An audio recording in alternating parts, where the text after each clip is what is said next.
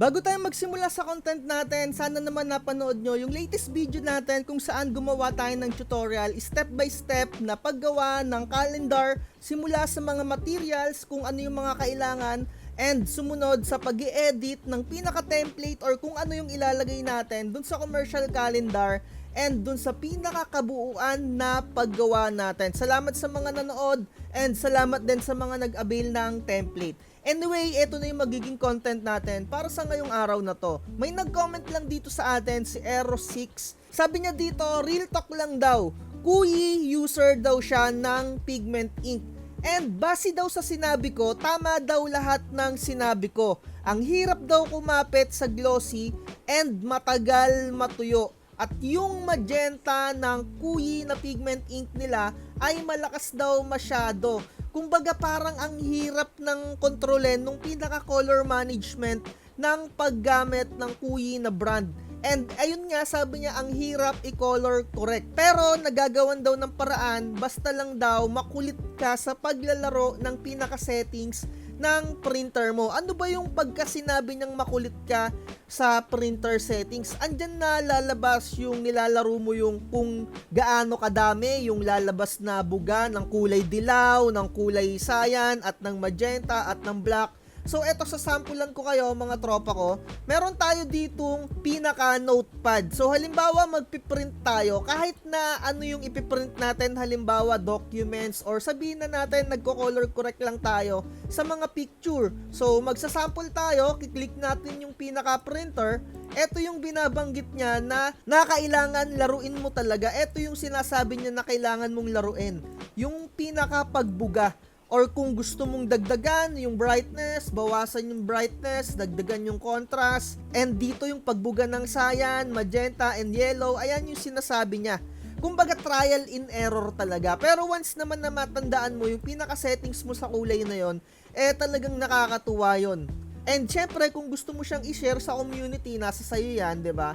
And eto pa yung sabi niya, no, bias daw po sa magenta ang gray ng Kuyi. And ayun nga yung nabanggit niya, ewan daw niya bakit daw siya nagpauto dun sa number 1 kuno.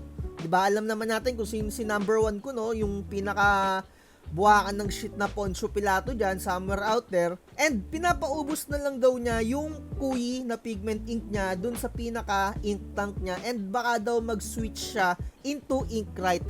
Naparami kong naririnig-rinig na nagsuswitch talaga sa Inkrite na pinaka brand ng Pigment Ink. Pero mga tropa ha, bawat brand pa rin talaga ng ink, may mga kanya-kanyang pros and cons, may mga struggles din yan.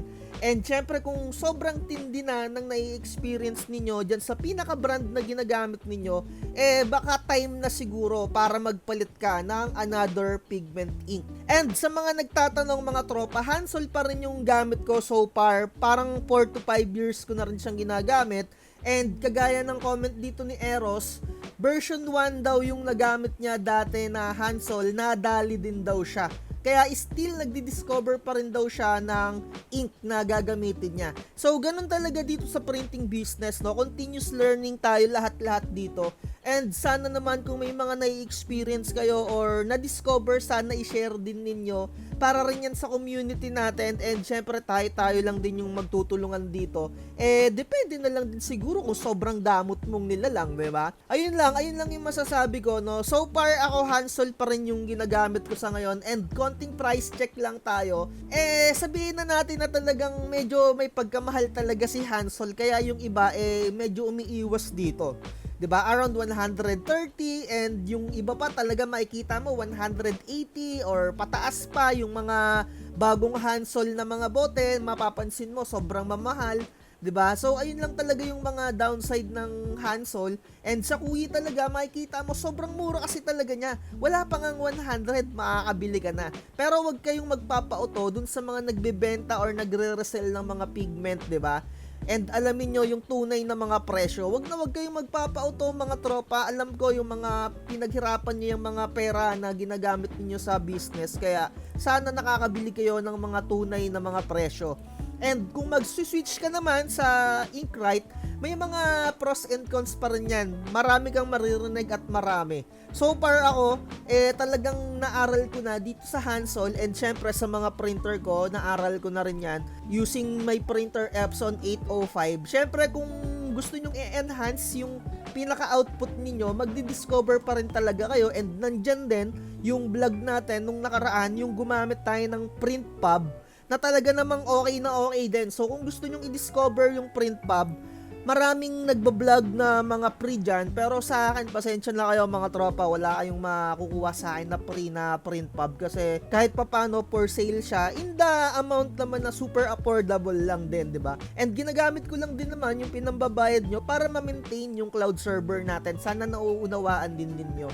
And syempre lahat naman ng nadi-discover ko, sinishare ko rin sa inyo, di ba? So kailangan ko lang din ng konting tulong nyo para ma-maintain ko lang din yung cloud server kung saan nag-upload ako ng mga application, ng mga template na pwede ko rin ma-share din sa inyo, 'di ba? Tulungan lang tayo, and sa totoo lang wala akong kinikita sa mga sinesend ninyo na mga pag-a-avail ninyo ng mga template natin. Sa totoo lang 100% wala akong kinikita diyan. Pinang-maintain ko lang din talaga 'yan.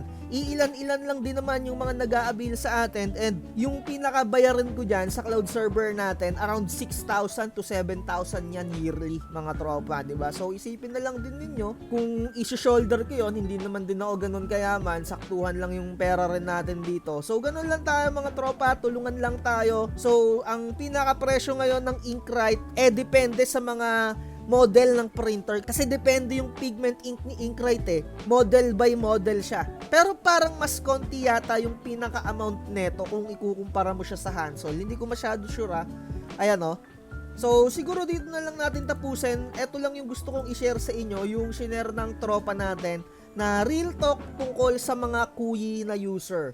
So, dito na natin tapusin. Message na lang kayo kung meron kayong mga kailangan na template. At lagi kong sinasabi, wag na wag magpapauto. Bye. Sa promo. Huwag kang magpapauto, mag-isip ka sa pilian. Sa laro ng buhay, dama ang tampuhan. Di lahat ng nagpa-hype siguradong totoo. Sariling landas, hanapin mo sa mundo.